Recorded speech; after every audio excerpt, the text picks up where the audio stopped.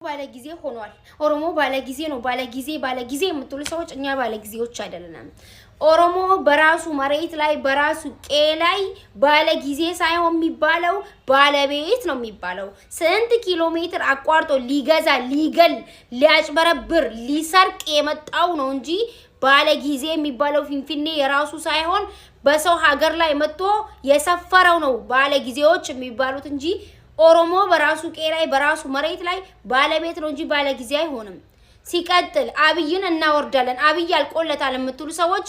አብይ ስልጣን ላይ ያመጣው የኦሮሞ ህዝብ ነው ደሙን አብስሶ ስልጣን ላይ እንዳመጣው በሚፈልገው ሰዓት ከስልጣን የሚያወርደው በሚፈልገው ሰዓት ስልጣን ላይ የሚያቆየው የኦሮሞ ህዝብ ነው እንጂ ማንንም አብይን ማውረድ አይችልም ካለ ኦሮሞ በስተቀር አብይ እዛ ላይ የተቀመጠው በቄሮች ደም ነው ይገባቸዋል እነ መላጢቲ